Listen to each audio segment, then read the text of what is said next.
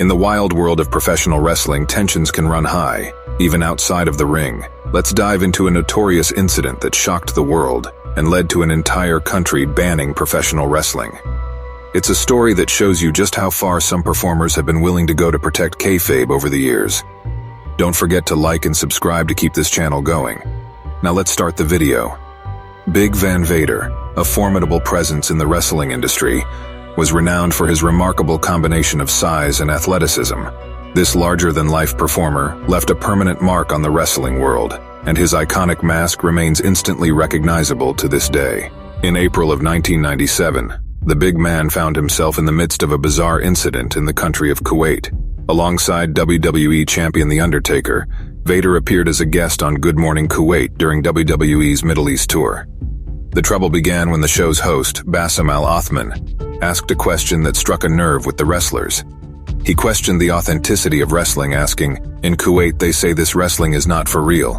Do you act?" In Kuwait here, I'm sure you heard this before, that they say this wrestling is not for real. Is it like you act, or...?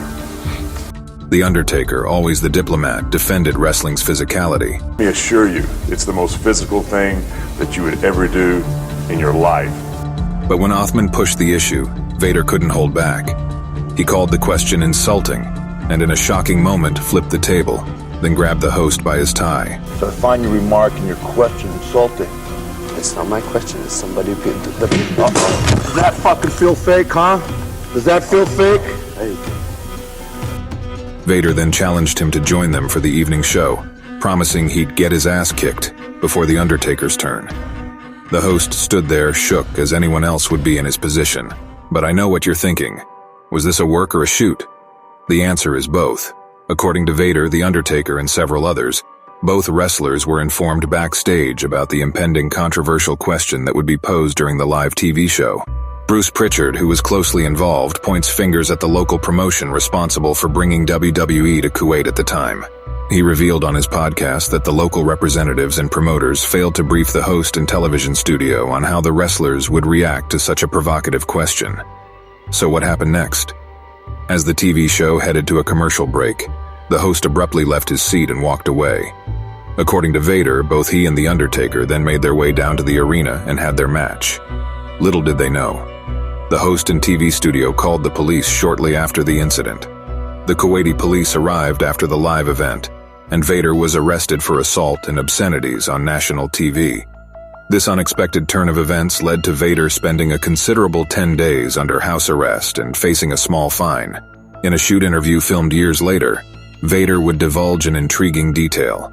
Contrary to expectations, his time under house arrest in Kuwait was surprisingly comfortable, as he was accommodated in a truly luxurious resort and well taken care of. Vader reveals that his time under house arrest could have been significantly shorter if not for an unexpected obstacle, a 2-week-long religious holiday that prevented him from contacting his attorney and presenting his case. Nonetheless, the repercussions of this incident were profound. Pro wrestling faced a harsh and enduring consequence, a decade-long ban in Kuwait. Recently, Gerald Briscoe revealed an astonishing twist to this story as well. On his podcast alongside WWE Hall of Famer JBL, Briscoe revealed back in 2009 that U.S. Special Forces offered to smuggle Vader out of Kuwait before his court appearance, ensuring no consequences. Briscoe was tasked with making the crucial decision. The plan involved Vader hiding in a cargo container, flying to France, and then boarding a commercial flight back to the U.S. Ultimately, Briscoe decided against the Special Forces offer, and Vader waited out his house arrest in Kuwait by getting one of the best tans of his life. Oh, so I actually got a tan. I don't tan easily. So. The Vader Kuwait incident remains one of the most remarkable tales in professional wrestling history. It underscores why Vader will forever be remembered as a formidable keeper of kayfabe, the code that once protected the secrets of the wrestling world. If you enjoyed this deep dive into wrestling's past, don't forget to like, share, and subscribe to Pro Wrestling Noise for more content like this. And check out this other video we think you might like.